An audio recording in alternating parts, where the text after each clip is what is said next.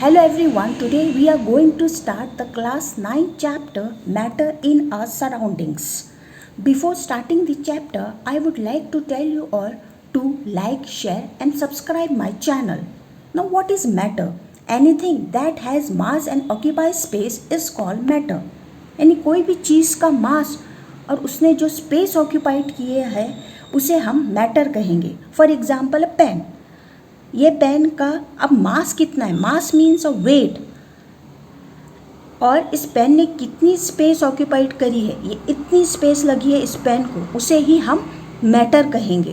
Therefore mass plus space is a matter. A matter is made up of tiny particles called atoms. यानी ये जो pen है ये अब हम ऐसा देखेंगे तो हमें सिर्फ पेन दिखेंगी, लेकिन हम इसे पावरफुल माइक्रोस्कोप में देखेंगे तो जब हम देखेंगे तो छोटे छोटे पार्टिकल्स से बनी हुई रहेंगी. और उन छोटे पार्टिकल्स को ही हम क्या कहेंगे? Atoms. There are 3 stages of matter. Matter के कितने स्टेट्स हैं? 3 स्टेट्स हैं. First one is solid, second one is liquid and third one is gases. यानी टेबल, चेयर ये क्या है? सॉलिड स्टेट में है, लेकिन ये भी मैटर है. टेबल, चेयर ये मैटर है. Means all the living plus non living things are matter. Table, chair are in solid state, they are also matter.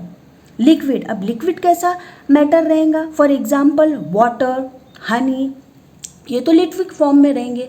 लेकिन हम अगर लिक्विड को भी देखेंगे, पानी को भी देंगे, वो भी छोटे छोटे पार्टिकल से बना हुआ रहेगा, तो वो भी क्या हुआ? Matter. But they are in liquid state. Gases जो रहती है वो भी क्या रहती है? मैटर. फॉर एग्जाम्पल एयर भी क्या है? गैसेस है.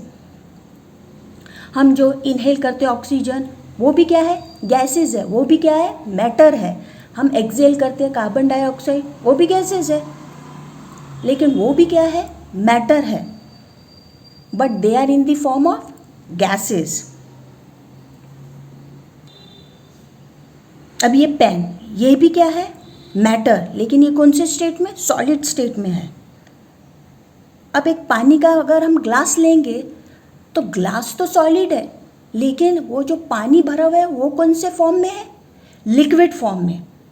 अगर हमने बॉटल लिए कोल्ड ड्रिंक की तो बॉटल तो सॉलिड है, लेकिन उसमें कोल्ड ड्रिंक जो भरी हुई है वो कौन से फॉर्म में है? लिक्विड फॉर्म में. सो they all are matter.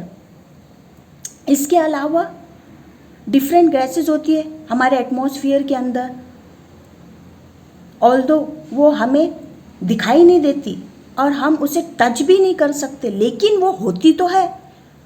For example oxygen and carbon dioxide.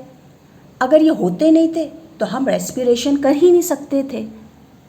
We inhale the oxygen and we exhale the carbon dioxide. Therefore they are present in the atmosphere. और वो दोनों भी क्या है? गैसेस, मैटर है. हम उसे देख भी नहीं सकते हैं ऑक्सीजन, कार्बन डाइऑक्साइड को, हम उसे टच भी नहीं कर सकते, यहाँ तक कि हम उसे स्मेल भी नहीं कर सकते हैं. वो ओडरलेस रहती है. लेकिन हम ये तो नहीं बोल सकते कि नहीं ये गैसेस प्रेजेंट नहीं है एटमॉस्फेयर में. अगर ये गैसेस प्रेजेंट नहीं रहती थी तो हम रेस्पिरेशन कर ही नहीं सकते थे. और हम ये भी नहीं बता सकते कि हमने कितना ऑक्सीजन इनहेल किया और कितना कार्बन डाइऑक्साइड एक्सेल किया. यह हम बता नहीं सकते, क्योंकि हम देख नहीं सकते, फील नहीं कर सकते हो ऑक्सीजन, कार्बन डाइऑक्साइड को, और ना हम स्मेल कर सकते हैं, तो हम उसकी क्वांटिटी बता ही नहीं सकते हैं. लेकिन कुछ गैसेस ऐसी भी होती है जिनकी स्मेल होती है. 100% gases are not odourless and colourless. कुछ गैसेस ऐसी भी होती है जिनकी स्मेल होती है. For example hydrogen sulphate.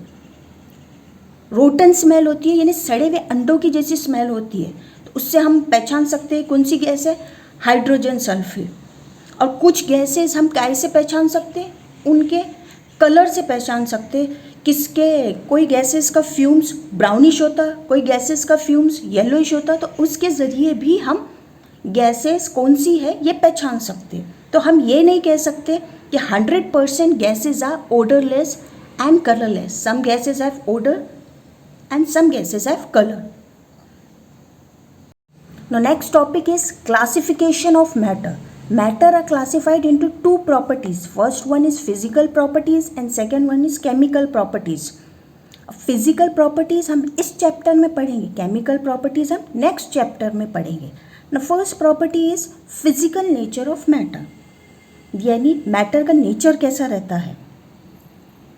Matter हमको मालूम है पार्टिकल से बने हुए रहते हैं, और वो पार्टिकल्स कैसे रहते, बहुत छोटे, बहुत टाइनी, जिसे हम एटम बोलते हैं. इस पार्टिकल्स को हम नेकेड आई से भी नहीं देख सकते, ना इसे रेगुलर माइक्रोस्कोप से भी नहीं देखा जा सकता. इसे अगर हमें देखना है तो हमें इसके लिए हाई पावर्ड माइक्रोस्कोप ही लगेगा. अगर हम इस हाई पावर माइक्रोस्कोप में देखेंगे तो जो देखेंगे हम कि मैटर कि छोटे छोटे पार्टिकल से बना हुआ है, छोटे छोटे पार्टिकल्स दिखेंगे हमें. The particles of matter have space between them, यानी ये जो पार्टिकल्स है इनमें स्पेस होता है, सबके बीच में क्या होती है, स्पेस होती है. अब हम physical properties of matter detail में पढ़ेंगे by doing the activities. First physical properties is matter is made up of particles, यानी मैटर का ऐसे बना हुआ है छोटे छोटे पार्टिकल्स से. इसके लिए हम क्या लेंगे, एक बीकर लेंगे. बीकर में हम क्या फिल करेंगे, पानी फिल करेंगे. फिर उस बीकर में हम क्या डालेंगे, एक स्पून ऑफ सॉल्ट.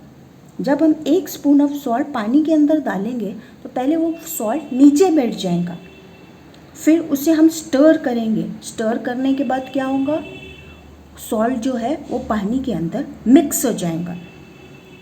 इसमें हमें क्या दिख रहा है कि वाटर कंप्लीटली डिज़ोल्व हो गया स्टर करने के बाद, और यहाँ पर लेवल ऑफ वाटर भी चेंज नहीं हुआ, यानी वाटर का लेवल भी सेम ही है, जितना हमने पानी लिए थे उतना ही है, उसका लेवल चेंज नहीं हुआ है. इससे हमें क्या पता चलेगा कि यहाँ पर जो सॉल्ट के पार्टिकल्स थे वो किससे अटैच हो गए, वाटर मॉलिक्यूल से. यानी हम ये कह सकते हैं कि particles of matter have space, यानी वाटर के मॉलिक्यूल्स में स्पेस थी, जब ही उस स्पेस को ऑक्यूपाई किसने कर लिया, सॉल्ट के पार्टिकल्स ने. यानी हम ये कह सकते हैं इसके ज़रिए कि मैटर हैज़ स्पेस, जब ही वाटर के मॉलिक्यूल में स्पेस थी और उस स्पेस को किसने ऑक्यूपाइड कर लिया, सॉल्ट पार्टिकल्स ने. और इसके वजह से ही हम ये भी बता सकते हैं कि मैटर किससे बना हुआ है, छोटे पार्टिकल से. That is called as particulate nature of matter. ये नेचर है मैटर का कि वो छोटे छोटे पार्टिकल से बना हुआ है. और इस लेवल से हम क्या फाइंड कर सकते हैं कि ये जो वाटर के मॉलिक्यूल्स थे इसमें स्पेस थी, और इस स्पेस को किसने ऑक्यूपाइड कर लिया, सॉल्ट के पार्टिकल्स ने. इसलिए level of water is not change, इसलिए वाटर की लेवल जो है वो चेंज नहीं हुई है. Now next physical property of matter is how small are these particles of matter. हमको मालूम है कि मैटर बहुत छोटे छोटे पार्टिकल से बना हुआ है, जो हम नेकेड आई से भी नहीं देख सकते, ना रेगुलर माइक्रोस्कोप से भी नहीं देख सकते, हमें हाई पावरफुल माइक्रोस्कोप से ही दिखा जा सकता है. तो हमको क्या प्रूफ करना है, अब ये जो मैटर में छोटे छोटे पार्टिकल्स हैं, ये छोटे पार्टिकल्स बहुत छोटे हैं, बहुत टाइनी है. इसे हम एक्सप्लेन करेंगे बाय डूइंग वन एक्टिविटी. इस एक्टिविटी में हम क्या करेंगे, एक बीकर लेंगे, उसमें 100 ml ऑफ वाटर डालेंगे. अब इस 100 ml वाटर में हम क्या डालेंगे, 2 to 3 क्रिस्टल्स ऑफ पोटेशियम पर मैग्नेट, यानी पोटेशियम पर मैग्नेट के 2 to 3 क्रिस्टल्स ही डालेंगे हम वाटर के अंदर. हम क्या ऑब्जर्व करेंगे कि वाटर का कलर जो हो गया डार्क पिंक कलर का हो गया, यानी क्रिस्टल्स डिज़ोल्व हो चुके. और डार्क पिंक कलर का सोल्यूशन हो गया। अब इस डार्क पिंक कलर के सोल्यूशन को हम टेस्ट ट्यूब के अंदर निकालेंगे, कितना 10 ml। फिर इसे अगेन 100 ml वाटर के अंदर डालेंगे। फिर वाटर का जो कलर है वो डार्क पिंक का हो जाएगा। फिर इस सोल्यूशन को हम 10 ml टेस्ट ट्यूब के अंदर निकालेंगे। फिर अगेन इसको हम 10 ml वाटर के अंदर डालेंगे। यानी इस डाइल्यूशन को आप कितने बार रिपीट करेंगे? 5 to 8 times। What we will observe that the water remains colored even after many dilution। यानी कितना भी डाइल्यूशन कर ले रहे हैं हम वाटर का, लेकिन वाटर का कलर रह ही रहा, वो जा नहीं रहा। भले ही उसका कलर जो है लाइट होते जा रहा, पहले डार्क पिंक था फिर लाइट होते जा रहा है, लेकिन वाटर का कलर जा नहीं रहा डाइल्यूशन कितना भी करने के बाद। Then what we will conclude from this कि ये जो मैटर है ये पार्टिकल से बना हुआ है, लेकिन ये पार्टिकल्स भी बहुत छोटे हैं। जब भी तो वाटर का कलर नहीं जा रहा, हमने इतना छोटा क्रिस्टल पोटेशियम पर मैग्नेट के डालने के बाद भी कितना भी डाइल्यूट कर ले रहा है उसे, तो हम इससे क्या प्रूव कर सकते हैं कि ये मैटर तो पार्टिकल से बना है, लेकिन ये पार्टिकल्स भी बहुत छोटे हैं, बहुत टाइनी है। Now next topic is characteristics of particles of matter. There are some characteristics of particles of matter. First one is the particle of matter are very very small. यानी पार्टिकल्स क्या रहते हैं? बहुत छोटे रहते हैं, जो हम नेकेड आई से देख नहीं सकते या रेगुलर माइक्रोस्कोप के ज़रिए भी नहीं देख सकते, उसे हम हाई पावर माइक्रोस्कोप के ज़रिए ही देख सकते हैं। द पार्टिकल ऑफ मैटर है स्पेस बिटवीन देम, यानी पार्टिकल के बीच में क्या रहती है? स्पेस रहती है। Third, the particle of matter are constantly moving, यानी पार्टिकल ऑफ मैटर मूव करते रहते हैं constantly. Fourth one is particle of matter attract each other, यानी पार्टिकल जो अट्रैक्ट करते हैं एक दूसरे को, क्यों? फोर्स की वजह से। This we will discuss one by one in detail. The first characteristic is particle of matter have space between them, यानी पार्टिकल के बीच में क्या रहती है? स्पेस रहती है। The extent of this space is varies in different state of matter, यानी स्पेस किस में ज़्यादा होना चाहिए, किस में कम होना चाहिए, ये कैसे बदलती है? स्टेट्स में बदलती है, यानी सॉलिड स्टेट में कम रहेंगी space as compare to liquid, liquid में कम रहेंगे एज कंपेयर टू गैसेस। अब इस डायग्राम में आपको क्या दिख रहा? सॉलिड में स्पेस बहुत कम है एज कंपेयर टू लिक्विड, और लिक्विड में कम है एज कंपेयर टू गैस, यानी सबसे कम सॉलिड में स्पेस है और सबसे ज़्यादा गैसियस स्टेट में स्पेस है। यहाँ सॉलिड में स्पेस कम है तो पार्टिकल्स इजीली मूव नहीं हो सकते, और गैसेस स्टेट में बहुत ज़्यादा स्पेस है तो पार्टिकल इजीली इधर के उधर मूव हो सकते हैं। यानी हम कह सकते हैं कि extent of space varies as the state of the matter changes. Solid has least space and gases has most space. इस कैरेक्टरिस्टिक का एग्जाम्पल क्या है कि हमने पिछले ही पार्ट में डिस्कस किया, when salt is dissolved in water, the salt get dissolved in water and we get clear solution because the salt particle occupies the space between water molecule and so the level of water does not change. यानी हम एक beaker में पानी लेते हैं, एक beaker में हम पानी लेते हैं, फिर उसमें 1 स्पून सॉल्ट डालते हैं और उसे स्टर करेंगे हम, तो क्या होगा? सॉल्ट डिजॉल्व हो जाएगा वाटर में और लेवल ऑफ द वाटर वो भी चेंज नहीं होंगी, और हमें सॉल्ट डिजॉल्व होने के बाद क्लीन सॉल्यूशन दिखेगा, और लेवल भी क्या है? चेंज नहीं हुई। इसका मतलब ये है कि वाटर मॉलिक्यूल्स के बीच में स्पेस थी, और वो स्पेस किसने ऑक्यूपाइड कर लिया? सॉल्ट पार्टिकल ने। यानी जो जगह थी वाटर मॉलिक्यूल्स के बीच में, वो जगह किसने ले ली? सॉल्ट पार्टिकल्स ने। इसलिए सॉल्ट क्या हो गया? डिजॉल्व हो गया वाटर के अंदर, और वाटर की लेवल भी जो है वो चेंज नहीं हुई, एज इट इज थी।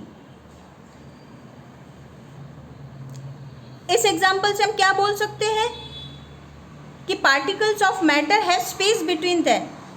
Next characteristic is particle of matter are constantly moving, यानी पार्टिकल्स जो मैटर के हैं वो कंटिन्यूसली मूव होते रहते हैं। The movement is least in solid, more in liquid and most in gases, यानी मूवमेंट जो है वो सबसे कम रहती है सॉलिड में। क्यों? क्योंकि आपको मालूम है कि स्पेस जो रहती है सॉलिड में बहुत कम रहती है। जब स्पेस ही कम रहेंगी तो मूवमेंट भी कम रहेगा। लिक्विड में थोड़ी ज़्यादा रहती है space as compare to solid, तो उसमें मूवमेंट भी थोड़ी ज़्यादा रहेंगी एज़ कम्पेयर टू सॉलिड। लेकिन गैसेस में बहुत ज़्यादा स्पेस रहती है, इसलिए मूवमेंट भी ज़्यादा रहेगा।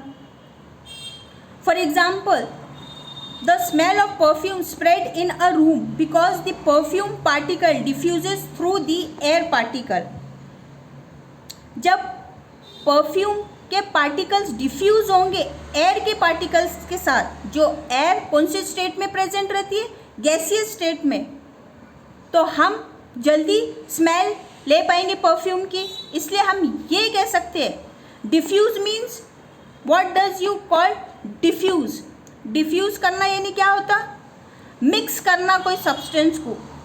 जैसे परफ्यूम के पार्टिकल्स मिक्स हुए किसके साथ? एयर के पार्टिकल्स के साथ, तो एयर के ज़रिए वो मिक्स हुए जो गैसियस स्टेट में है, तो वो जल्दी मिक्स हो गए। इसलिए हम ये कह सकते हैं कि मूवमेंट सबसे ज़्यादा गैसियस स्टेट में होती है। Before studying the activities of second characteristic, first we will discuss what is diffusion, यानी डिफ्यूजन क्या रहता है पहले हम वो समझ लेंगे, उसके बाद इसके एक्टिविटीज देखेंगे। The mixing of a substance with another substance due to motion or movement of its particle is called diffusion। यानी diffusion क्या रहता है? कोई substance दूसरे substance के साथ mix होता, काय की वजह से? उसके movement की वजह से, उसे हम क्या कहेंगे? diffusion। For example, diffusion in gases, यानी गैस में क्या होगा? diffusion बहुत जल्दी होगा, बहुत जल्दी mix हो जाएंगी गैस में, तो इसलिए diffusion in gases is faster than diffusion in solid. For example, कुछ डीओ सॉलिड फॉर्म में रहते हैं, तो क्या उस सॉलिड फॉर्म के डीओ की स्मेल हमें आती है? नहीं, उसके पास हम स्मेल करेंगे जब भी हमें आएंगी, ऐसे पूरे रूम में नहीं आएंगी हमें। जब हम जो लिक्विड फॉर्म में डीओ रहते उसे हम एयर के फॉर्म में चेंज करते हैं, तभी हमें स्मेल जल्दी आएंगी। Therefore, we can say that diffusion in gases is faster than diffusion in solid। अब अगर अगरबत्ती हम रूम में जलाएंगे तो वो क्या होंगी? हवा में जल्दी स्प्रेड हो जाएंगी और हमें अब अगरबत्ती की खुशबू आएंगी। क्यों स्प्रेड होंगी हवा में? क्योंकि हवा जो है वो गैसियस स्टेट में है, इसलिए जल्दी स्प्रेड हो जाएंगी। इसलिए डिफ्यूजन गैसियस स्टेट का क्या रहता? ज़्यादा रहता। अब डीओ जो लिक्विड फॉर्म में रहता, क्या हमें उसकी स्मेल आती है? नहीं, उसके पास हम स्मेल करेंगे तो ही आएंगी। जब लिक्विड फॉर्म गैसियस फॉर्म के अंदर कन्वर्ट होगा तब ही हमें स्मेल ऑफ परफ्यूम आएंगी। इसका मतलब हम क्या कह सकते हैं? Diffusion in gaseous is faster than diffusion in solid.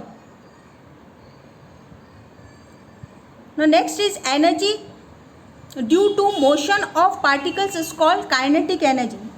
यानी जो एनर्जी हमको लगती है मोशन करने के लिए, मूवमेंट करने के लिए, उसे हम क्या कहते हैं? Kinetic energy.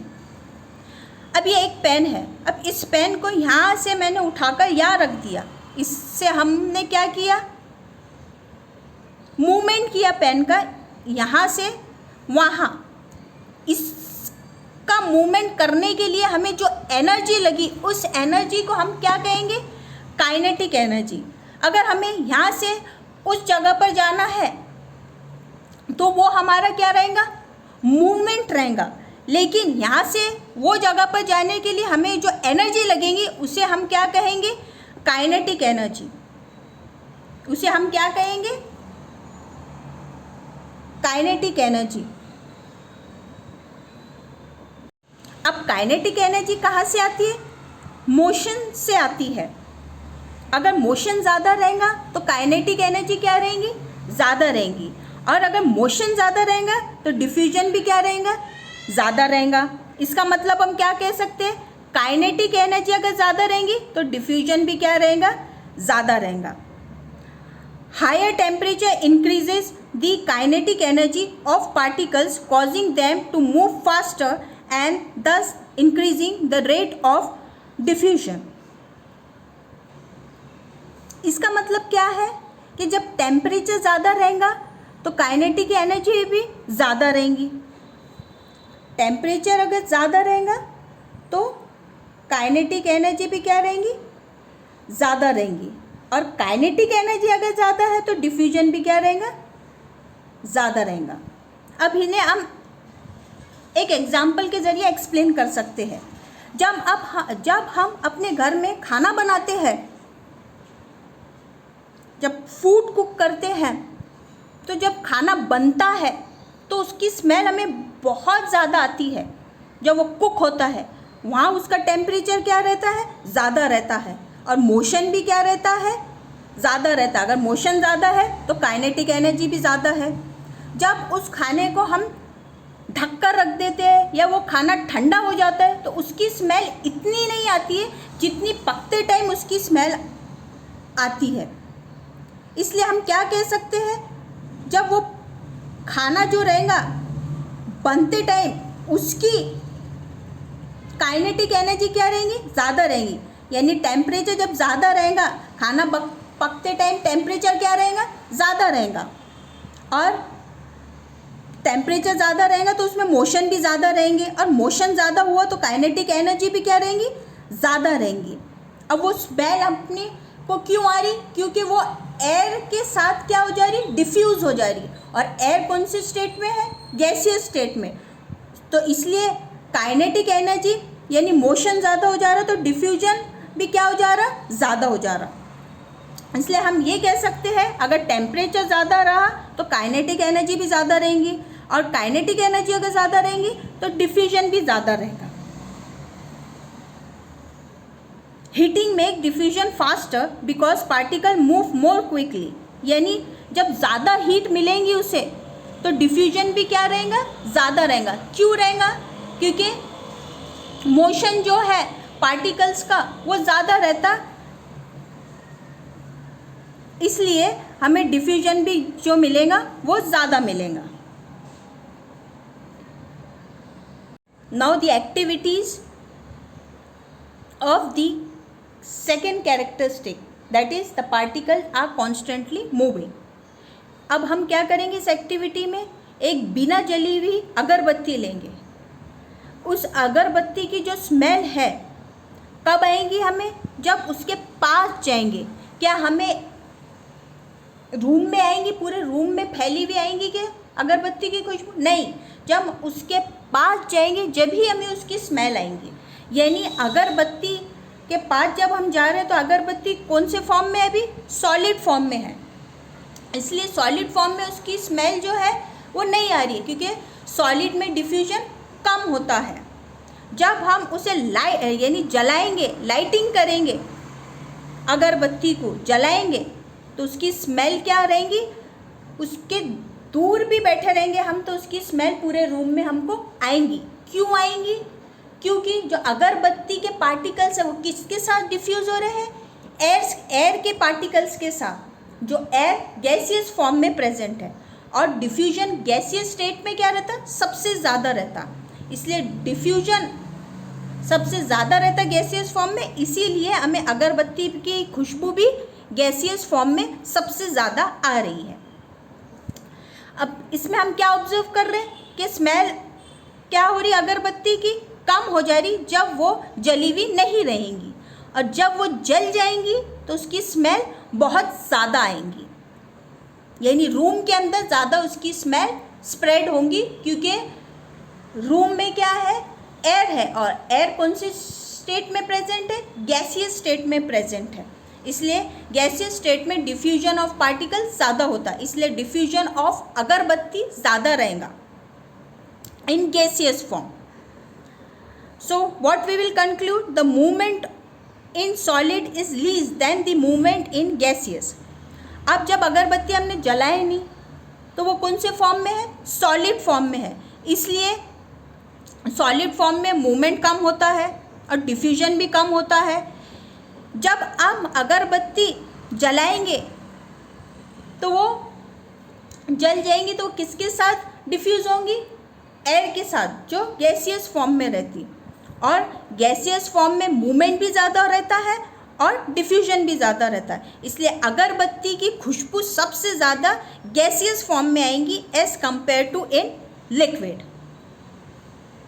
अब दूसरी एक्टिविटी क्या है, क्या हम 2 ग्लासेस लेंगे या 2 बीकर लेंगे, काय से भरे हुए रहेंगे, पानी से। अब इन पानी से भरे हुए बीकर में हम क्या डालेंगे, एक बीकर में हम डालेंगे ड्रॉप ऑफ इंक और दूसरे बीकर में हम क्या डालेंगे, हनी, यानी एक बीकर में हम क्या डाल रहे हैं, इंक डाल रहे हैं पानी में, और दूसरे बीकर में हम क्या डाल रहे हैं, हनी डाल रहे हैं बीकर के पानी में। अब उन्हें हम अनडिस्टर्ब थोड़ी देर के लिए रख देंगे। हम क्या ऑब्जर्व करेंगे, जो इंक हमने बीकर के पानी में डाली थी वो 5 से 10 मिनट में ही स्प्रेड हो गई, लेकिन जो हनी हमने वाटर के बीकर में डाली थी उसे कम से कम 1 घंटा लगा स्प्रेड होने में। ऐसा क्यों हुआ, क्योंकि diffusion of ink is faster than honey, यानी जो इंक है वो जल्दी से डिफ्यूज़ हो गई, उसका जो मूवमेंट था वो जल्दी था एज़ कंपेयर टू हनी, इसलिए इंक जो है वो जल्दी स्प्रेड हो गई पानी में, और हनी को कम से कम 1 घंटा लगा स्प्रेड होने में, इसलिए डिफ्यूजन ज़्यादा। क्यों ज़्यादा, क्योंकि उसका मूवमेंट ज़्यादा थी, इसलिए इंक का डिफ्यूजन ज़्यादा था as compare to honey. Now in next activity we have to take 2 beaker, एक बीकर में हम हॉट वाटर लेंगे, दूसरे बीकर में हम कोल्ड वाटर लेंगे। दोनों भी बीकर में हम क्या डालेंगे, क्रिस्टल्स ऑफ कॉपर सल्फेट, या हम पोटेशियम पर मैग्नेट भी ले सकते हैं। क्रिस्टल्स ऑफ कॉपर सल्फेट डालने के बाद हम उसे स्टर नहीं करेंगे, हम क्या देखेंगे, crystals of copper sulphate settle हो गए बॉटम में। फिर हम क्या ऑब्जर्व करेंगे इसमें, the crystals of copper sulphate जो है वो हॉट वाटर में जल्दी डिजॉल्व हो गया as compare to cold water. इससे हम क्या कंक्लूड कर सकते हैं कि हॉट वाटर में क्रिस्टल्स ऑफ कॉपर सल्फेट क्यों डिजॉल्व हो गए, क्योंकि हॉट वाटर में मूवमेंट ऑफ पार्टिकल्स क्या रहता, सबसे ज़्यादा रहता as compare to cold water, इसलिए क्रिस्टल्स ऑफ कॉपर सल्फेट जल्दी डिजॉल्व हो गए हॉट वाटर में as compare to cold water. Now next characteristic is particles of matter attract each other. In every substance there is an interparticle force of attraction acting between its particle, यानी हर substance के बीच में क्या रहता, force of attraction रहता जो एक दूसरे को जोड़ा हुआ रखता है। To break something we need a force, यानी कोई भी चीज़ तोड़ने के लिए हमें क्या लगता, फोर्स लगता। The strength of the force of one substance is different from the other substance. अब स्ट्रेंथ जो लग रही है हमको तोड़ने के लिए, तो हर सब्सटेंस की जो स्ट्रेंथ रहती है यानी फोर्स रहता वो डिफरेंट रहता। अब जैसे सॉलिड में फोर्स ऑफ अट्रैक्शन क्या रहता, ज़्यादा रहता एज कंपेयर टू लिक्विड, और लिक्विड में थोड़ा ज़्यादा रहता as compare to gaseous state. अब इसे हम इस एग्जाम्पल के ज़रिए एक्सप्लेन करेंगे कि सॉलिड में क्यों ज़्यादा रहता और गैसियस में क्यों सबसे कम रहता? अब हमने सॉलिड स्टेट में क्या लिया? आइस लिया। लिक्विड स्टेट में हमने क्या लिया? एक बकेट में पानी भरा हुआ। और गैसियस फॉर्म में हमने क्या लिया? Water vapour. जो हम पानी गर्म करते हैं उसके ऊपर जो वाटर वेपर्स निकलते हैं ना, वो वाटर वेपर्स। अब हम हाथ डालेंगे तीनों के अंदर, तो हम क्या नोटिस करेंगे? जब हम वाटर वेपर्स के अंदर अपना हाथ डालेंगे तो वो इजीली इधर से उधर निकल जाएगा। और जब हम वही अपना हाथ पानी के बकेट में डालेंगे तो हमको फील होगा कि थोड़ा फोर्स लग रहा उस बकेट में हाथ डालने से। और जब हम आइस में डालेंगे तो हम आइस में डाल सकते कि इजीली? नहीं। क्यों नहीं डाल सकते? क्योंकि फोर्स ऑफ अट्रैक्शन आइस में वो क्या है? ज़्यादा है, यानी सॉलिड स्टेट में क्या है? ज़्यादा है। और force of attraction gaseous state में क्या है? कम है। इसलिए हम इजीली अपना हाथ इधर से उधर डाल सक रहे हैं। अब इस फोर्स ऑफ अट्रैक्शन को हम एक्टिविटी के ज़रिए समझेंगे। अब हम क्या लेंगे? एक आयरन नेल लेंगे, यानी एक स्क्रू लेंगे और एक पीस ऑफ एक चॉक लेंगे और एक रबर बैंड लेंगे। अब इन्हें तोड़ने के लिए, आयरन को हमको तोड़ने के लिए क्या लगेगा? हैमर लगेगा। रबर बैंड को हम कैसे तोड़ पाएंगे? स्ट्रेच करके। और चॉक को क्या करना पड़ेगा? हमको कट करना पड़ेगा। तो हम क्या ऑब्जर्व करेंगे? जब इन्हें तोड़ना है, हमें तोड़ने के लिए क्यों? क्योंकि फोर्स ऑफ अट्रैक्शन लगता तोड़ने के लिए। इसलिए हम क्या नोटिस करेंगे? जब हम आयरन नेल, चॉक या रबर बैंड को तोड़ेंगे, तीनों की तोड़ने की मेथड अलग अलग है। आयरन को हैमर से तोड़ा जा सकता, चॉक को कट करा जा सकता और रबर बैंड को स्ट्रेच किया जा सकता। जब हम नोटिस करेंगे कि आयरन नेल जो है वो इजीली ब्रेक नहीं होगा। क्यों नहीं ब्रेक होगा? क्यों इजीली ब्रेक नहीं होगा वो आयरन नेल? क्योंकि उसमें फोर्स ऑफ अट्रैक्शन जो है वो ज़्यादा है। इसलिए आयरन नेल जो है वो इजीली ब्रेक नहीं होगा as compare to rubber band. और रबर बैंड क्या रहेगा? इजीली ब्रेक नहीं होगा एज कंपेयर टू चॉक। यानी सबसे पहले हम क्या ब्रेक कर सकते हैं? चॉक, क्योंकि चॉक में फोर्स ऑफ अट्रैक्शन जो है वो सबसे कम है। फिर हम क्या ब्रेक कर सकते हैं इजीली? रबर बैंड, क्योंकि रबर बैंड में थोड़ा सा फोर्स ऑफ अट्रैक्शन ज़्यादा है as compare to chalk. Iron nail को हम इजीली ब्रेक नहीं कर सकते क्योंकि इसमें फोर्स ऑफ अट्रैक्शन सबसे ज़्यादा है। So what we will conclude? The force of attraction of iron nail is more. Iron nail को हम क्यों तोड़ नहीं पाए, क्यों ब्रेक नहीं कर पाए? क्योंकि force of attraction iron nail में सबसे ज़्यादा रहता as compare to rubber band. और रबर बैंड में थोड़ा फोर्स ऑफ अट्रैक्शन ज़्यादा रहता एज कंपेयर टू चॉक। इसलिए हम चॉक को इजीली तोड़ सकते हैं। Now next topic is states of matter. There are 3 states of matter: solid, liquid and gases. This we will discuss in detail one by one. First one is solid. Matter having fixed shape and volume are considered as solid. जो भी matter के चीज़ का fix shape रहेगा और fix volume रहेगा उसे हम क्या कहेंगे? सॉलिड कहेंगे। यानी कोई भी चीज़ जो सॉलिड फॉर्म में रहती उसका हमें शेप बिल्कुल मालूम रहता, फिक्स रहता उसका शेप, और उसका वॉल्यूम भी मालूम रहता। वॉल्यूम यानी उसे कितनी जगह लगेगी, कितनी स्पेस लगेंगे, उसे हम वॉल्यूम कहते हैं, वो भी हमें मालूम रहता। फॉर एग्जांपल स्टोन का हमको शेप भी मालूम है और कितनी जगह लगेंगे ये भी मालूम रहता। वुड का भी हमको शेप मालूम रहता और वॉल्यूम भी मालूम रहता। आइस का भी हमको शेप मालूम रहता और कितनी जगह लगेंगे ये भी मालूम रहता। तो इन सब चीज़ों को हम क्या कहेंगे? सॉलिड कहेंगे। Now properties of solid, first one is fix volume. उसका वॉल्यूम फिक्स रहता है, यानी उसे कितनी जगह की ज़रूरत रहेगी वो फिक्स रहता। उसका फिक्स शेप रहता। कांट फ्लो, यानी वो बह सकता है क्या? नहीं बह सकता। कांट बी कॉम्प्रेस, यानी हम उसे दबा नहीं सकते। दबा सकते कि सॉलिड को? नहीं, हम उसे दबा नहीं सकते। सॉलिड को हम ज़्यादा दबाएंगे। For example chalk solid state में रहता, चॉक को हम ज़्यादा कॉम्प्रेस करेंगे तो क्या होगा, टूट जाएगा। इट हैज़ हाई डेंसिटी, यानी उसकी डेंसिटी ज़्यादा रहती, वेट ज़्यादा रहता सॉलिड का। Can't fill the container completely, यानी हम कोई भी कंटेनर सॉलिड से कम्प्लीटली फिल नहीं कर सकते। For example if we take an empty bottle, एक एम्प्टी बॉटल लेंगे और उसमें हम बहुत सारे स्टोन्स डाल देंगे और उस बॉटल को स्टोन से भर देंगे। फिर हम उसी भरे हुए स्टोन, जो बॉटल में भरे हमने स्टोन, उसमें ही हम वाटर फिल करेंगे तो वाटर भी उसमें जा सकेगा। इसका मतलब क्या होगा कि जो कंटेनर में हमने स्टोन डाले थे, जो सॉलिड फॉर्म में थे, वो कंटेनर को कम्प्लीटली फिल नहीं कर पा रहे, इसलिए तो पानी जा सका ना, पानी की जगह थी ना उसमें। So these are the properties of solid. Now next state is liquid. Matter having fixed volume but indefined shape are called liquid. यानी जो मैटर का शेप जो रहता वो हमें फिक्स मालूम नहीं रहता और वॉल्यूम जो रहती वो फिक्स मालूम रहती, उसे ही हम लिक्विड कहेंगे।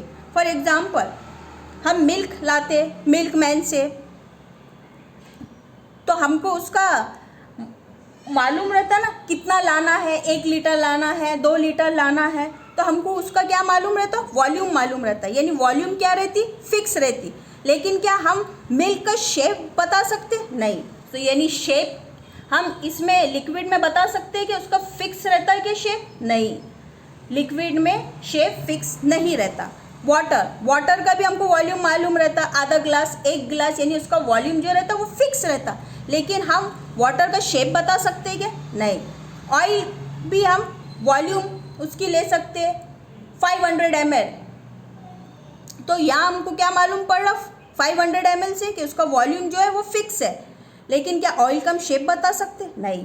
These matters are called the liquids. Now properties of liquids, first fix volume, उसका वॉल्यूम फिक्स रहता 1 लीटर 2 लीटर, क्योंकि लिक्विड फॉर्म में हम उसे 1 किलो 2 किलो ऐसा नहीं बुलाते, हम उसे लिक्विड फॉर्म में क्या बोलते 1 लीटर 2 लीटर आधा लीटर ऐसा। नो डेफिनेट शेप, उसका शेप रहता है क्या हम मिल्क का शेप बता सकते हैं क्या हम ऑयल का शेप बता सकते हैं क्या हम वाटर का शेप बता सकते हैं क्या, नहीं। तो उसका शेप जो रहता वो फिक्स नहीं रहता। कैन फ्लो, हाँ, दूध अगर गिर गया तो फ्लो होता ना, पानी कभी गिर गया वो फ्लो होता ना, यानी liquids can flow. Can't be compress much, क्या हम उसे दबा सकते हैं लिक्विड को, नहीं, हम दबा नहीं सकते लिक्विड को भी। Density is less than solid, यानी वेट जो है लिक्विड का is less than solid. Solid का सबसे ज़्यादा वेट रहता, लिक्विड का थोड़ा सॉलिड से कम रहता weight. Can't fill the container completely, क्या हम लिक्विड के जरिए भी कंटेनर पूरी तरह से भर सकते हैं, नहीं, हम कंटेनर बिल्कुल भर नहीं सकते in liquid also. Next state is gases. Matter which has indefinite shape and volume are called gases. यानी gases का कोई shape नहीं रहता ना उसका कोई वॉल्यूम यानी जगह भी फिक्स नहीं रहती। फॉर एग्जाम्पल एयर का क्या हम शेप बता सकते, नहीं। उसका वो बता सकते हम कितनी जगह लगेंगी कितनी स्पेस लगेंगी, नहीं, उसका वॉल्यूम हम बिल्कुल नहीं बता सकते। ऑक्सीजन का भी हम शेप बता सकते, उसका वॉल्यूम बता सकते, नहीं, उसका भी हम वॉल्यूम भी नहीं बता सकते ना शेप भी नहीं बता सकते। वाटर वेपर्स, क्या हम वाटर वेपर्स का शेप और वॉल्यूम बता सकते, नहीं। So these are the examples of gases. Properties of gases, no fix volume, उसका वॉल्यूम कोई फिक्स नहीं होता। नो फिक्स शेप, यानी हम उसका शेप भी नहीं बता सकते। Can flow, hence known as fluid, क्या गैस फ्लो हो सकती, हाँ फ्लो हो सकती है, जब भी तो वो मूवमेंट करती ना, इधर से उधर फ्लो हो रही ये हो रही, तो इसलिए वो फ्लूइड के फॉर्म में फ्लो हो सकती गैस। कैन बी कॉम्प्रेस, हाँ कॉम्प्रेस हो सकती है। फॉर एग्जाम्पल एलपीजी जो हमारे घर में यूज़ होती है वो कॉम्प्रेस करी हुई गैस रहती है, इसलिए gas can be compress. Least density, least density यानी उसका वेट सबसे कम रहता। हम अगर ऑक्सीजन को पकड़ेंगे तो उसका बहुत हल्का वजन रहेगा। फॉर एग्जांपल अगर अपन बलून के अंदर एयर भरते हैं तो वो ऊपर फ्लो होता है ना, क्यों ऊपर, वो ऊपर एयर में ऊपर जाता, क्योंकि उसका वजन जो है सबसे कम है, इसलिए वो ऊपर ऊपर ऊपर जाता। जब उसके बलून के अंदर हम एयर भरेंगे, can fill the container completely, हाँ कंटेनर कंप्लीटली फिल हो सकता है। अब एलपीजी गैस जो आती है वो पूरी तरह फिल होकर ही आती है ना उसमें, तो इसका मतलब क्या हुआ कि हम कोई भी कंटेनर कंप्लीटली फिल कर सकते हैं इन gases. Now next point is on the basis of properties of particles differentiate between solid, liquid and gases। यानी प्रॉपर्टीज ऑफ पार्टिकल के बेस पर हम क्या करेंगे, डिफ्रेंशिएट करेंगे सॉलिड, लिक्विड और गैसेस को। First property is force of attraction. अब फोर्स ऑफ अट्रैक्शन सॉलिड में कैसा रहता, सबसे ज़्यादा रहता। फॉर एग्जाम्पल आइस, आइस में फोर्स ऑफ अट्रैक्शन कैसा रहता, सबसे ज़्यादा रहता। क्या हम इजीली हाथ इधर से उधर घुमा सकते आइस में, नहीं, हम इजीली हाथ अपना आइस में इधर से उधर नहीं घुमा सकते, क्योंकि उसमें फोर्स ऑफ अट्रैक्शन सबसे ज़्यादा रहता। लिक्विड, लिक्विड हमने एक बकेट लिया, उसमें पानी लिया, तो उसमें हम इजीली हाथ घुमा के निकाल सकते क्या, नहीं, कुछ फोर्स ऑफ अट्रैक्शन उसमें रहेगा एज कंपेयर टू गैस, इसलिए वो इजीली हमारा हाथ नहीं घूम सकता, क्योंकि कुछ फोर्स ऑफ अट्रैक्शन लिक्विड में रहेगा, गैस में कुछ भी नहीं रहेगा। For example water vapours, water vapours में हम इजीली हाथ घुमाकर निकाल सकते हैं, क्योंकि उसमें फोर्स ऑफ अट्रैक्शन बहुत कम या निग्लिजिबल रहेगा। Next property is space between particles, यानी अब स्पेस, पार्टिकल्स के अंदर जो स्पेस रहती वो कैसी रहती। स्पेस सॉलिड में सबसे क्या रहती, कम रहती है, लिक्विड में थोड़ी ज़्यादा रहती है space as compare to solid, और गैसेस में क्या रहती, सबसे ज़्यादा स्पेस रहती है। Now next property is movement of particles। Particles का मूवमेंट अब कैसा रहेगा। Now in solid स्पेस कम रहती सॉलिड में, तो उनका मूवमेंट भी क्या रहेगा, कम रहेगा। वहाँ क्या होगा, वाइब्रेशन होगा। क्यों होगा, क्योंकि स्पेस कम है, सॉलिड में बहुत कम स्पेस है, इसलिए मूवमेंट भी क्या रहेगा पार्टिकल्स का, बहुत कम रहेगा। अब इन लिक्विड थोड़ी ज़्यादा स्पेस रहती है एज कंपेयर टू सॉलिड, तो मूवमेंट भी क्या रहेगा, थोड़ा ज़्यादा रहेगा एज कंपेयर टू सॉलिड। अब गैसेस में क्या होता, उनमें स्पेस बहुत ज़्यादा रहती, इसलिए मूवमेंट भी क्या रहेंगी, बहुत ज़्यादा रहेंगी। सो particles will freely move in all direction in gaseous state. Now next property is kinetic energy। अब kinetic energy किससे कंसल्ट है, मूवमेंट से, मोशन से कंसल्ट है। अगर मोशन ज़्यादा रहेगा तो काइनेटिक एनर्जी भी क्या रहेंगी, ज़्यादा रहेंगी। अब अभी हमने देखा कि मूवमेंट ऑफ पार्टिकल यानी motion of particle in solid is least. अब मूवमेंट ऑफ पार्टिकल ही लीस्ट है सॉलिड स्टेट में, तो काइनेटिक एनर्जी भी क्या रहेंगी, लीस्ट रहेंगी। अब मूवमेंट ऑफ पार्टिकल थोड़ी इसमें ज़्यादा रहेंगी, तो काइनेटिक एनर्जी भी थोड़ी लिक्विड में ज़्यादा रहेंगी एज कंपेयर टू सॉलिड। अब यहाँ पे movement in gaseous state is very much, therefore kinetic energy is also maximum. यानी यहाँ मूवमेंट ज़्यादा है गैसियस स्टेट में, तो काइनेटिक एनर्जी भी क्या रहेंगी गैसियस स्टेट में, बहुत ज़्यादा रहेंगी। Now next topic is gases. अब गैसेस को हम डिटेल में पढ़ेंगे, क्योंकि इसमें से एक क्वेश्चन हमेशा पेपर में आता है कि why gases exert pressure on the walls of its container. पहले हमें मालूम है कि पार्टिकल जो रहते गैसेस के वो बहुत दूर रहते एक दूसरे से as compare to solid and liquid. एक दूसरे से बहुत दूर रहते, उनका जो स्पेस भी रहता वो एक दूसरे से बहुत ज़्यादा रहता as compare to solid and liquid.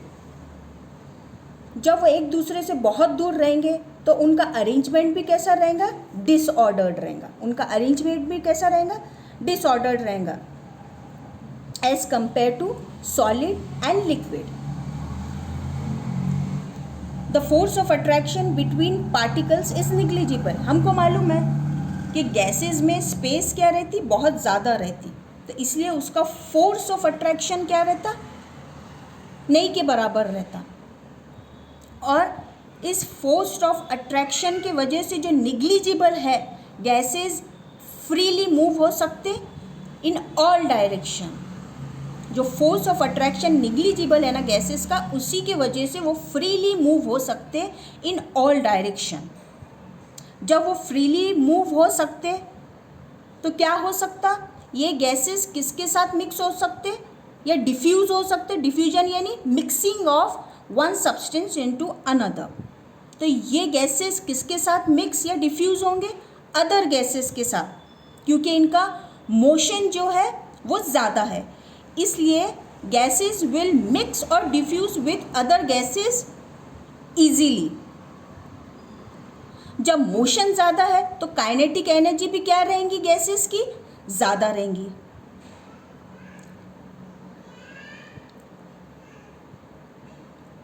Now gases exert pressure on the wall of its container. ये पेपर में हमेशा ही आता है। अब आपको मालूम है, अगर हम गैस के पार्टिकल्स को एक कंटेनर में डालेंगे तो गैस के पार्टिकल्स क्या होंगे, कोई इधर जाएंगे, कोई इधर भागेंगे, कोई इधर भागेंगे, कोई इधर जाएंगे। इधर उधर भागने से क्या होगा, पार्टिकल्स क्या करेंगे, फोर्स करेंगे एक दूसरे को।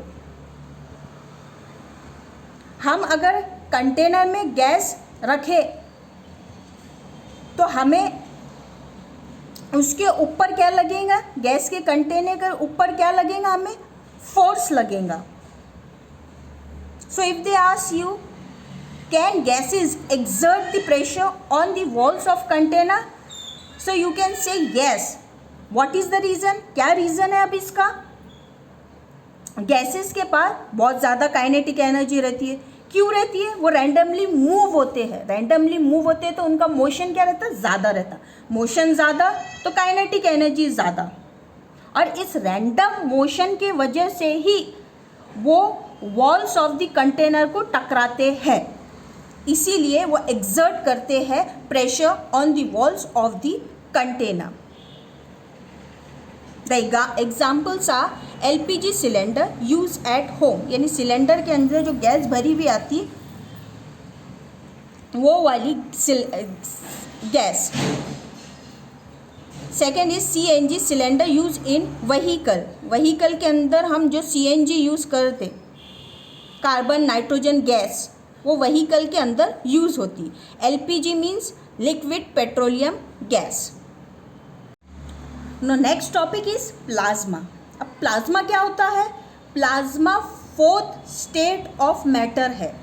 अभी तक हमें क्या मालूम था कि मैटर के सिर्फ 3 स्टेट रहते हैं, सॉलिड, लिक्विड एंड गैसेस। लेकिन साइंटिस्ट के अकॉर्डिंग फोर्थ स्टेट भी होती है मैटर की, जिसे हम प्लाज्मा कहते हैं। अब प्लाज्मा क्या होता है, वो कंपाउंड, वो मैटर जिनके पास बहुत ज़्यादा एनर्जी होती है, वो स्टेट को हम कहते हैं plasma state. Example sun. Sun is not the solid, liquid and gases, it is the plasma form. So हम प्रैक्टिकली क्या कह सकते हैं, मैटर जिसके पास बहुत ज़्यादा एनर्जी होती है उसे हम प्लाज्मा स्टेट कहते हैं। For example sun and stars, इनके पास क्या रहती है, ज़्यादा एनर्जी रहती है, इसलिए हम इन्हें क्या कहेंगे, प्लाज्मा कहेंगे। Natural plasma example is sun and star, जिनके पास बहुत ज़्यादा एनर्जी रहती है। Man made example is neon sign, बहुत सारे शॉप के ऊपर नियॉन साइन लगती है।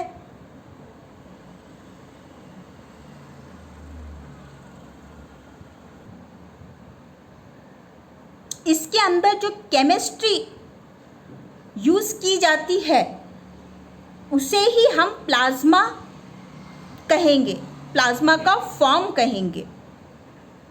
सो man made example of plasma is neon sign. Now next state is Bose-Einstein condensate, यानी ये फिफ्थ स्टेट ऑफ मैटर है, जिसे हम क्या बोलते हैं? Bose-Einstein condensate. ये सबसे लास्ट स्टेट ऑफ मैटर है जिसे हम Bose-Einstein कंडेंसेट बोलते हैं। अब जो बोस जो साइंटिस्ट है, इन्होंने कोई चीज़ बताई और आइंस्टाइन ने क्या किया? उन चीज़ों को क्या किया? रिसर्च किया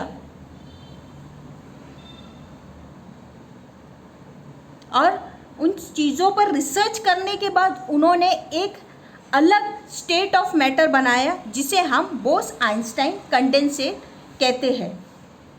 कि जब हम गैस को लेंगे और उसे बहुत कूल करेंगे या बहुत ठंडा करेंगे और उसकी डेंसिटी भी और टेम्परेचर भी लो रखेंगे, तो उस गैस के साथ जो स्टेट बनती है उसे हम क्या बोलते हैं? बोस-आइंस्टाइन कंडेंसेट। इस स्टेट को ज़्यादा डिटेल में पढ़ने की कोई ज़रूरत नहीं है, इसकी नॉलेज इतनी ही यूज़ में आती है। Now next topic is can matter change its state? क्या मैटर अपनी स्टेट चेंज करता है? The answer is yes. The first is effect of change of temperature. Due to increase in kinetic energy the particle start vibrating with greater speed. यानी जब हम temperature बढ़ाते हैं, kinetic energy भी बढ़ जाती है और पार्टिकल्स वाइब्रेट होने लग जाते हैं। वो इतने वाइब्रेट होते हैं कि उनकी फोर्स ऑफ अट्रैक्शन जो है वो टूट जाता है और जो स्टेट है वो भी चेंज हो जाता है। यानी फॉर एग्ज़ाम्पल हमने आइस को हीट दिया तो आइस के जो जुड़े हुए पास पास जो पार्टिकल्स थे वो क्या होंगे? हीट देने से क्या होंगे? वो काइनेटिक एनर्जी आ जाएंगी उसमें, और काइनेटिक एनर्जी इतनी आ जाएंगी कि वो फोर्स ऑफ अट्रैक्शन को तोड़ देंगे और आइस काय में कन्वर्ट हो जाएगा? वाटर में, यानी पानी में कन्वर्ट हो जाएगा।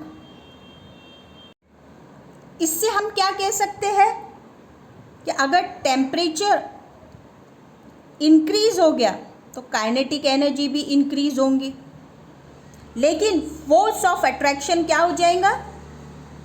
फोर्स ऑफ अट्रैक्शन क्या हो जाएगा? कम हो जाएगा और स्टेट भी क्या हो जाएंगी? चेंज हो जाएंगी। सॉलिड लिक्विड के इसमें चले जाएगा, लिक्विड गैसेस के फॉर्म में चले जाएगा। Like this the state will change. Now what is melting point? The minimum temperature at which solid becomes a liquid is called melting point. यानी वो टेम्परेचर जब सॉलिड स्टार्ट हो जाता है मेल्ट होने के लिए लिक्विड फॉर्म में, उसे हम क्या कहेंगे? Melting point. Particles indicates the strength of attraction. यानी पार्टिकल्स क्या इंडिकेट करते हैं कि कितनी स्ट्रेंथ है? पार्टिकल्स क्या इंडिकेट करेंगे कि स्ट्रेंथ ऑफ अट्रैक्शन कितनी है उस पार्टिकल्स में, वो इंडिकेट करते हैं।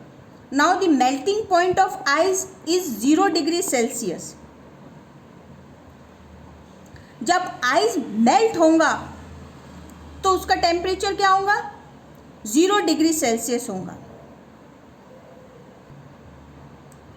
Therefore, the ice which is in solid form start melting at 0 degree Celsius into liquid, into water which is in liquid form is called as the melting point of ice. अब हम change of matter इस diagram के ज़रिए समझेंगे। When solid state is heated, यानी जब हम solid state को हीट करेंगे तो कौन से फॉर्म में आ जाएगा? लिक्विड फॉर्म में आ जाएगा। लेकिन अगर हम लिक्विड स्टेट को डबल से कूल करें तो वो डबल से काय में आ जाएगा? सॉलिड स्टेट में। और जब हम लिक्विड स्टेट को हीट करेंगे तो वो कौन से फॉर्म में चले जाएगा? गैसियस फॉर्म में। और अगर हमने गैसियस फॉर्म को डबल से कूल किए तो वो कौन से फॉर्म में चले जाएगा? लिक्विड फॉर्म में। फॉर एग्जाम्पल आइस जो सॉलिड रहती, अगर हम उसे हीट करेंगे तो वो वाटर के फॉर्म में चले जाएगा जो लिक्विड स्टेट में रहता। और अगर हमने इस वाटर को डबल से कूल किया या फ्रीज किया तो वो डबल से क्या बन जाएगा? आइस बन जाएगा। अब इस वाटर को अगर हमने हीट किया तो वो कौन से फॉर्म में चले जाएगा? गैसियस फॉर्म में चले जाएगा, यानी वेपर्स बन जाएंगे इस वाटर के। और उस वेपर्स को अगर हमने कूल किया तो अगेन क्या गेन कर लेंगे? Liquid state. अब इस डायग्राम के ज़रिए हम बहुत सारे प्रोसेस लर्न कर सकते हैं। इसमें क्या हो रहा? सॉलिड चेंज हो रहा लिक्विड में, solid is changes into liquid, तो उस प्रोसेस को हम क्या बोलेंगे? फ्यूजन। लेकिन अगर लिक्विड डबल से सॉलिड में कन्वर्ट हो रहा तो उसे हम क्या कहेंगे? सब्लिमेशन। उसे क्या कहेंगे हम? सब्लिमेशन। और लिक्विड जब गैसियस फॉर्म में कन्वर्ट होता है उस प्रोसेस को क्या कहते हैं? वेपोराइजेशन। उस प्रोसेस को क्या कहते हैं? वेपोराइजेशन। और गैसियस जब लिक्विड में कन्वर्ट होता है तो उसे हम क्या कहेंगे? कंडेंसेशन। उसे क्या कहेंगे हम? कंडेंसेशन। अगर सॉलिड डायरेक्टली गैसियस स्टेट में कन्वर्ट होता है, यानी वो लिक्विड नहीं बनेगा, पहले डायरेक्टली गैस फॉर्म में बनेगा, उसे हम क्या कहेंगे? सब्लिमेशन। और जब गैस डायरेक्टली सॉलिड फॉर्म में जाएगा उसे हम क्या कहेंगे? डिपोजिशन। उसे हम क्या कहेंगे? डिपोजिशन। अब इस डायग्राम के ज़रिए हम बहुत सारे टॉपिक्स पढ़ेंगे। Fusion, latent heat of fusion, latent heat of vaporisation. अब फ्यूजन क्या है? The process of solid changing into liquid is called fusion. यानी सॉलिड को जब हम हीट करेंगे तो वो कौन से फॉर्म में कन्वर्ट हो जाएगा? लिक्विड फॉर्म में। और उस प्रोसेस को हम क्या कहेंगे? फ्यूजन। अब हमने एक आइस लिया, आइस को हमने बाहर निकाल कर रखा। वो आइस का टेम्परेचर क्या है? -10 डिग्री सेल्सियस। जब हमने उसे बाहर निकाल के रखा तो उसे क्या मिल रही है? हीट मिल रही है। उस हीट की वजह से क्या हो रहा? आइस मेल्ट होना स्टार्ट हुआ। आइस पूरी तरह मेल्ट नहीं हुआ, मेल्ट होना स्टार्ट हुआ। और उस आइस का टेम्परेचर क्या है? 0 डिग्री सेल्सियस। उसे और हीट मिलते गई।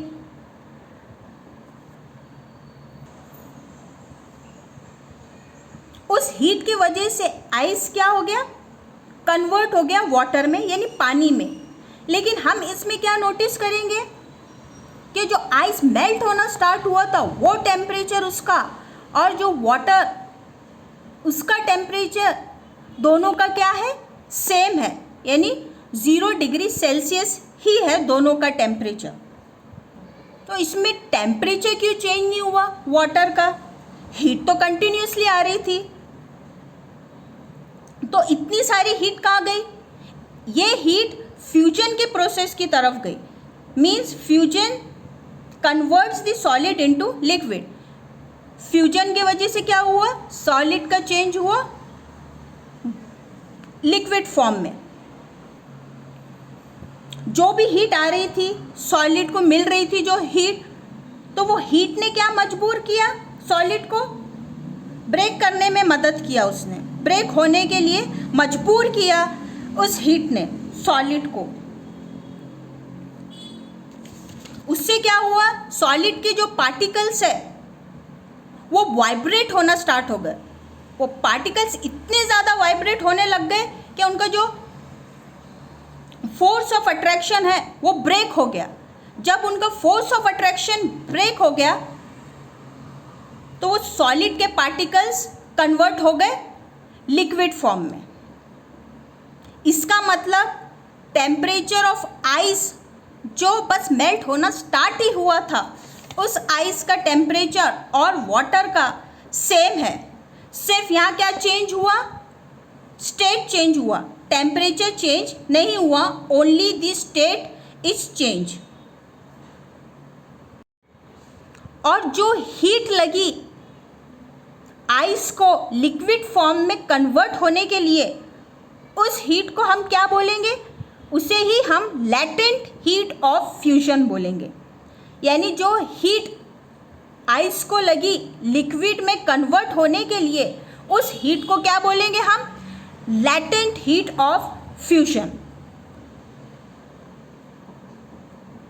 एक ऐसी हीट जो स्टेट चेंज करने में ही काम आ रही है, उनका टेम्परेचर जो है वो सेम ही रह रहा, सिर्फ स्टेट क्या हो रही, चेंज हो रही, उसे हम क्या कहेंगे, लैटेंट हीट ऑफ फ्यूजन। अब इस लिक्विड को हम और हीट करेंगे तो इस वाटर का टेम्परेचर क्या हो जाएगा, 100 डिग्री सेल्सियस। यानी पानी बस हीट होना स्टार्ट होगा तो उसका टेम्परेचर जब क्या रहेगा, 100 डिग्री सेल्सियस। और इसे ही हम क्या कहते हैं, बॉइलिंग पॉइंट। अब बॉइलिंग पॉइंट क्या है, boiling point is temperature at which liquid start boiling. यानी बॉइलिंग पॉइंट कौन सा टेम्परेचर, जब लिक्विड स्टार्ट ही करता है बॉयल होने के लिए, वो फुली बॉयल नहीं होता, लिक्विड सिर्फ स्टार्ट करता है बॉयल होने के लिए, उसे ही हम क्या कहेंगे, बॉइलिंग पॉइंट।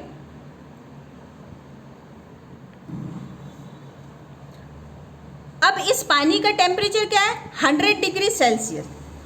अब इस पानी को हम और हीट करेंगे तो ये काय में कन्वर्ट हो जाएगा, वाटर वेपर्स में।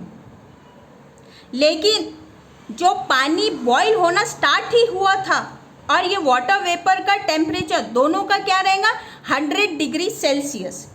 यानी इनका स्टेट चेंज होएगा, लिक्विड का स्टेट चेंज हो जाएगा गैसियस स्टेट में, लेकिन दोनों का टेम्परेचर जो है वो क्या रहेगा, सेम रहेगा।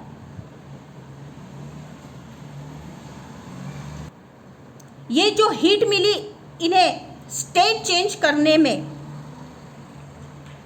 इसे ही हम क्या कहेंगे, latent heat of vaporisation.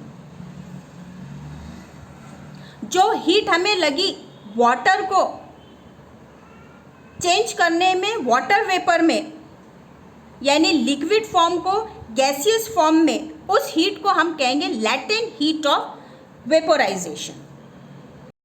Now what is fusion, जब सॉलिड चेंज होता है लिक्विड फॉर्म में through heating, this process is called as fusion. अब लैटेंट हीट ऑफ फ्यूजन अभी हमने डायग्राम में पढ़ा, वो हीट जो सॉलिड को चेंज करती लिक्विड स्टेट में लेकिन टेम्परेचर सेम रहता उसका, उस हीट को हम क्या कहेंगे, लैटेंट हीट ऑफ फ्यूजन। अब बॉइलिंग पॉइंट किसे कहेंगे, the temperature at which a liquid changes to gas. यानी वो टेम्परेचर जब लिक्विड गैस फॉर्म में कन्वर्ट होना स्टार्ट होता, उसे हम बॉइलिंग पॉइंट कहते हैं। लैटेंट हीट ऑफ वेपोराइजेशन किसे कहेंगे हम, वो हीट जो लिक्विड को कन्वर्ट करेंगी गैस में, लेकिन टेम्परेचर उसका लिक्विड का और गैस का क्या रहेगा, सेम, उसे हम क्या कहेंगे, latent heat of vaporization. Next topic एक सब्लिमेशन। सब्लिमेशन क्या होता है, जब सॉलिड डायरेक्टली चेंज होता गैस फॉर्म में विदाउट बिकमिंग लिक्विड, उसे हम क्या कहते हैं, sublimation. For example naphthalene balls, डांबर की जो गोली रहती है जो हम कपड़ों में रखते हैं, हम क्या ऑब्जर्व करेंगे, डांबर की गोली, जो डांबर की गोली है वो सॉलिड फॉर्म में है, जब हम उसे कपड़ों में रखेंगे तो 2-3 महीने के बाद हम क्या ऑब्जर्व करेंगे कि वो गायब हो गई। यानी नैप्थलीन बॉल जो सॉलिड में, वो डायरेक्टली काय में कन्वर्ट हो गए, गैस में। उस प्रोसेस को हम क्या कहेंगे, sublimation. Next is deposition. Deposition में क्या होता, गैस डायरेक्टली चेंज हो जाता सॉलिड फॉर्म में without converting into liquid, this process is called as deposition. Now next topic is effect of pressure on matter, यानी मैटर के ऊपर इफेक्ट ऑफ प्रेशर क्या है। बस आपको ये ध्यान रखना है कि प्रेशर बस उल्टा है टेम्परेचर का। Physical state of matter can also be change by increasing और डिक्रीजिंग द प्रेशर, यानी इंक्रीजिंग या डिक्रीजिंग करने पर प्रेशर, उससे हम क्या चेंज कर सकते हैं, physical state of matter. Gases can be change into liquid by increasing the pressure. जब गैस को हम लिक्विड में कन्वर्ट करते हैं तो यहाँ टेम्परेचर क्या रहता है, लो रहता है, यानी कम रहता है। जब टेम्परेचर कम है तो प्रेशर क्या रहेगा, ज़्यादा रहेगा, यानी इंक्रीज रहेगा। गैस को हम लिक्विड में कन्वर्ट कर रहे हैं, क्या कर रहे हैं हम, गैस को कंप्रेस कर रहे हैं, यानी उसे बहुत प्रेशर दे रहे हैं। उसे बहुत प्रेशर देने के बाद वो गैस काय में कन्वर्ट हो जाएगा, लिक्विड में।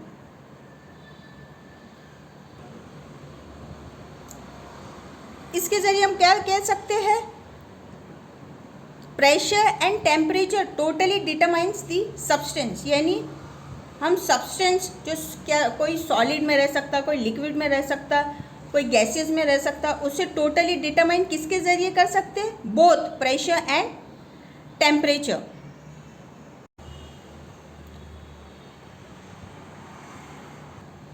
अब इस डायग्राम में हमने 3 सिलेंडर लिया, उसमें हमने क्या डाला, गैसेस डाला, और उसे काय से बंद किया, पिस्टन से। पिस्टन क्या रहता है, what is piston, piston is a piece of metal that fits, यानी पिस्टन क्या रहता है, मेटल का एक पीस रहता है जिससे हम टाइटली फिक्स कर सकते हैं इस सिलेंडर को, उसे हम पिस्टन कहते हैं। और इस पिस्टन के ज़रिए हम क्या मूव कर सकते हैं, अप एंड डाउन मूव कर सकते हैं सिलेंडर के अंदर। इस पिस्टन के ज़रिए हम अप एंड डाउन मूव कर सकते हैं इनसाइड दी सिलेंडर। पहले सिलेंडर के अंदर हम क्या कर रहे हैं, गैस को थोड़ा प्रेशर दे रहे, थोड़ा कंप्रेस कर रहे हैं, तो वो जो गैसेस है वो क्या आ जाएंगे, एक दूसरे से क्लोज हो जाएंगे और उनकी स्पेस भी कम हो जाएंगी। सेकेंड सिलेंडर में हम क्या करेंगे, उन्हें और ज़्यादा कंप्रेस करेंगे, और ज़्यादा प्रेशर देंगे as compare to first cylinder. तो वो जो गैसियस पार्टिकल है वो और क्लोज़र आ जाएंगे और उनकी स्पेस जो है उनके बीच में की वो थोड़ी और कम हो जाएंगी as compare to first cylinder. Third cylinder में हम गैस को बहुत सारा प्रेशर देंगे, बहुत कंप्रेस करेंगे, तो उन पार्टिकल्स के बीच में जो स्पेस है वो निग्लिजिबल हो जाएंगी और वो एक दूसरे से क्लोज हो जाएंगे। इसमें क्या देखेंगे हम, जब प्रेशर हम बहुत सारा दे रहे हैं, यानी प्रेशर जब बढ़ रहा तो टेम्परेचर क्या हो रहा, डिक्रीज हो रहा, यानी प्रेशर उल्टा है टेम्परेचर का। जब प्रेशर बहुत दे रहे, इंक्रीज हो रहा, तो टेम्परेचर क्या होगा, ऑटोमेटिकली रिड्यूस होगा। Now next topic is dry ice. Now what is dry ice, solid CO2, solid carbon dioxide, उसे हम क्या बोलते हैं, ड्राई आइस। और ड्राई आइस को हम हमेशा स्टोर करके रखते हैं अंडर हाई प्रेशर। क्यों हाई प्रेशर में रखते हैं उसे, क्योंकि जब हम प्रेशर कम करेंगे तो ये जो सॉलिड कार्बन डाइऑक्साइड है वो काय में कन्वर्ट हो जाएगा, गैस के फॉर्म में। इसलिए हम इसे हमेशा हाई प्रेशर में स्टोर करके रखते हैं। At room temperature carbon dioxide is a gas, यानी रूम टेम्परेचर पे क्या रहेगा, प्रेशर कम रहेगा। प्रेशर कम हुआ, automatically the temperature will be high. फिर ये गैस काय में कन्वर्ट हो जाएगा, लिक्विड में, और लिक्विड में प्रेशर क्या रहेगा, ज़्यादा रहेगा और टेम्परेचर क्या रहेगा, लो रहेगा। Gas CO2 compress under high pressure. जब हम CO2 गैस को कंप्रेस करते हैं हाई प्रेशर देकर, तो जब हम हाई प्रेशर दे रहे तो पार्टिकल्स क्या हो जाएंगे, एक दूसरे के बहुत नज़दीक हो जाएंगे। जब एक दूसरे के नज़दीक हो जाएंगे तो उनमें स्पेस क्या रहेंगी, निग्लिजिबल। और सॉलिड में हमेशा स्पेस क्या रहती, निग्लिजिबल।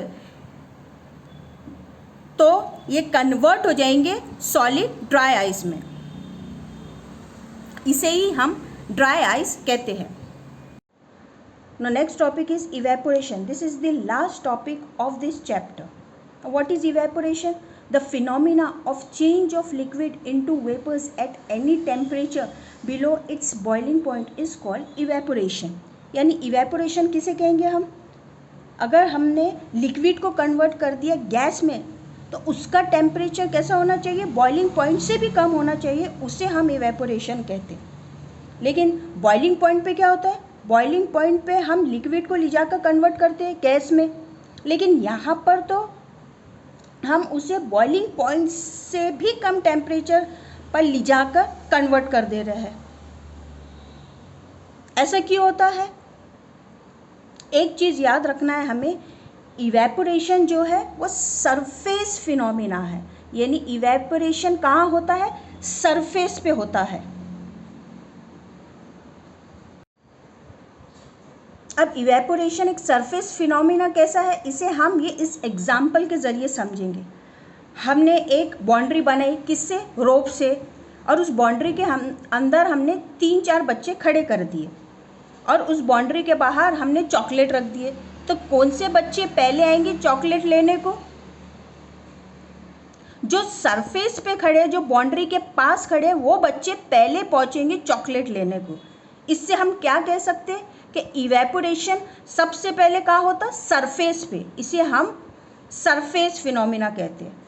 अब सेकेंड एग्जाम्पल, हम एक बाउल लेंगे, उसमें पानी भरेंगे और उसे हीट करेंगे। हीट करने से क्या होगा, टेम्परेचर जो है वो इंक्रीज हो जाएगा, और टेम्परेचर इंक्रीज करने से क्या होगा, पार्टिकल मोशन करना स्टार्ट कर देंगे, और मोशन की वजह से वो इतने ज़्यादा वाइब्रेट होंगे कि उसमें एक एनर्जी क्रिएट होंगी जो बहुत ज़्यादा एनर्जी हो जाएंगी। और सबसे पहले कौन से पार्टिकल्स कन्वर्ट होंगे गैस के फॉर्म में? जो पार्टिकल्स सरफेस पे है, इसमें बहुत सारी एनर्जी आ गई। अब बहुत सारी एनर्जी आ गई यहाँ सरफेस पर, तो इसमें से कौन से पार्टिकल्स सबसे पहले इवेपोरेट होंगे? ये जो सरफेस पे जो आए ना पार्टिकल्स, वो सबसे पहले इवेपोरेट होंगे। इसका मतलब इवेपोरेशन कहाँ होता, सबसे पहले सरफेस पे, जब भी हम इसे सरफेस फिनोमिना कहते हैं। Now next is factors affecting evaporation. First one is temperature. Rate of evaporation increases with increase in temperature. यानी अगर टेम्परेचर इंक्रीज हुआ तो पार्टिकल्स क्या होंगे, वाइब्रेट होना स्टार्ट हो जाएंगे, मूव होना स्टार्ट हो जाएंगे। वो इतने वाइब्रेट होंगे कि उसमें बहुत सारी एनर्जी आएंगी और उस एनर्जी के वजह से वो कन्वर्ट हो जाएंगे नेक्स्ट स्टेट में। अब टेम्परेचर इंक्रीज हुआ तो पार्टिकल का वाइब्रेशन, मोशन भी इंक्रीज हुआ, तो मोशन इंक्रीज हुआ तो क्या हो जाएगा, काइनेटिक एनर्जी भी इंक्रीज हो जाएंगी। काइनेटिक एनर्जी इंक्रीज हो गई तो इवेपोरेशन भी क्या हो जाएगा, इंक्रीज हो जाएगा। Now next is surface area. Rate of evaporation increases with increase in surface area. जब सरफेस एरिया इंक्रीज रहेगा तो इवेपोरेशन भी क्या होगा, इंक्रीज होगा. अब जब हम कपड़े सुखाते हैं तो उसका सरफेस एरिया हम बोलते हैं ना, फैला के कपड़े डालो तो जल्दी सूखेंगे, जल्दी उसमें से क्या होगा, इवेपोरेशन होगा वाटर का, इसलिए बोलते हैं. अगर हम गोला करके कपड़े सुखाएंगे तो वो जल्दी सूखेंगे क्या, नहीं. इसमें जो गोला करके हमने कपड़े डाले उसमें सरफेस एरिया क्या है, कम है, इसलिए वो जल्दी सूख नहीं पा रहे, वो जल्दी वाटर उसमें का इवेपोरेट नहीं हो पा रहा. और जो हमने फैला के कपड़े डाले वो जल्दी सूख पाएंगे, यानी उसका सरफेस एरिया ज़्यादा है, इसीलिए उसका जो पानी है वो जल्दी इवेपोरेट होगा. इसी से हम क्या कह सकते हैं कि जब सरफेस एरिया इंक्रीज रहेगा तो इवेपोरेशन भी क्या होगा, इंक्रीज होगा. Now next factor is humidity. Rate of evaporation decreases with increase in humidity. यानी जब हम ह्यूमिडिटी इंक्रीज करेंगे तो इवेपोरेशन का रेट क्या होगा, डिक्रीज होगा. अब हमको मालूम है रेनी सीजन में वाटर वेपर्स बहुत सारे आ जाते हैं एयर के अंदर, और उसके वजह से इवेपोरेशन कम हो जाता है. क्यों होता है? क्योंकि बहुत सारे एटम्स के जो पार्टिकल्स है वो इधर उधर एयर में रहते हैं. जब हमारे भी आ जाएंगे तो उसको गैस में कन्वर्ट करने के लिए बहुत टाइम लगेगा. इसीलिए जब हम इंक्रीज करेंगे ह्यूमिडिटी तो रेट ऑफ इवेपोरेशन डिक्रीज होगा. Now next factor is wind speed. Rate of evaporation increases with increase in wind speed. यानी हमने अगर wind speed बढ़ाए तो evaporation भी क्या हो जाएगा, बढ़ जाएगा. आपको मालूम है अगर ज़्यादा हवा चली तो evaporation बहुत जल्दी होगा. इसीलिए increase in wind speed the rate of evaporation increases. Now next we will see the question that is always asked in the papers. The first question is why should we wear cotton clothes in summer? यानी हमें cotton के clothes क्यों पहनना चाहिए summer में. आपको मालूम है समर में क्या होता है, ज़्यादा पसीना निकलता, ज़्यादा स्वेटिंग होती, और इस ज़्यादा स्वेटिंग की वजह से क्या होगा, हमारी बॉडी कूल रहेंगी. अब ये जो पसीना निकला इसका इवेपोरेशन कैसा होगा, ये जो स्वेट है ये क्या एब्जॉर्ब करेगा, हीट. कहाँ से, हमारे बॉडी में से, तो ही इवेपोरेशन होगा. और इवेपोरेशन ऑफ स्वेट होगा तो क्या होंगी, हमारी बॉडी कूल होंगी. अब कॉटन कैसा रहता है, उसमें आपको मालूम होगा छोटे छोटे पोर्स रहते हैं. छोटे छोटे पोर्स की वजह से वो बहुत अच्छे से स्वेट को एब्जॉर्ब कर सकता, और इसीलिए उसे हम गुड एब्जॉर्बर कहते हैं. जब ये कॉटन हम पहनेंगे तो वो हमारी स्वेटिंग को क्या करेगा, बहुत अच्छे से एब्जॉर्ब करेगा, और फिर ये स्वेटिंग एयर के कांटेक्ट में आकर क्या होंगी, इवेपोरेट होंगी, और इससे हमारी बॉडी क्या होंगी, कूल रहेंगी. Now next question is why do we see water droplets on the outer surface of a glass containing ice cold water? यानी एक ग्लास में हमने आइस कोल्ड वाटर लिया तो उसके सरफेस के बाहर हमें वाटर ड्रॉपलेट्स क्यों दिखते हैं. अब एक ग्लास लेंगे, उसके लिए हम उसमें आइस डालेंगे. आइस डालने के बाद हम क्या देखेंगे, उस ग्लास के बाहर हमें वाटर ड्रॉपलेट्स दिखेंगे. ऐसा क्यों? क्योंकि उसका टेम्परेचर बहुत कूल हो गया. यानी ग्लास का जो टेम्परेचर है वो बहुत कूल है, और जो वाटर वेपर्स प्रेजेंट है हमारे एयर में वो टकराएंगे किससे, ये कूल ग्लास से जिसका टेम्परेचर बहुत कूल है. इसके वजह से ये लिक्विड फॉर्म में कन्वर्ट हो जाएगा. इसीलिए हमें वाटर ड्रॉपलेट्स मेल्ट होते हुए दिखते हैं on the surface of a ice cold water glass. Now next question is when a solid melts its temperature remains the same, so where does the heat energy go? यानी जब solid melt होना start होता है बस तो उसका temperature, और वो जब स्टेट चेंज कर देता है लिक्विड में उसका टेम्परेचर सेम रहता है, तो वो हीट एनर्जी जो उसे लगी तो वो कहाँ जाती है. अब आपको मालूम है हीट क्या दे रही है, सॉलिड को बहुत सारी काइनेटिक एनर्जी दे रही है, जिसके वजह से वाइब्रेशन और मोशन पार्टिकल्स का बहुत ज़्यादा होता, इतना ज़्यादा होता उनका वाइब्रेशन कि वो फोर्स ऑफ अट्रैक्शन को तोड़ देता और लिक्विड स्टेट में कन्वर्ट हो जाता without changing the temperature. Now next question is what about rubber band, can it change its shape on stretching, is it solid. यानी रबर बैंड जो है वो हम बोल रहे हैं सॉलिड है, लेकिन हमने तो सॉलिड में क्या बोले कि सॉलिड के शेप और वॉल्यूम दोनों फिक्स रहते। यहाँ तो उसका शेप जो है स्ट्रेचिंग के बाद चेंज हो जा रहा, तो ऐसा कैसे हम बोल सकते हैं कि रबर बैंड सॉलिड है? Rubber band is a solid, लेकिन उसको जब हम स्ट्रेच करते तो उसका शेप चेंज हो जाता। क्यों चेंज होता?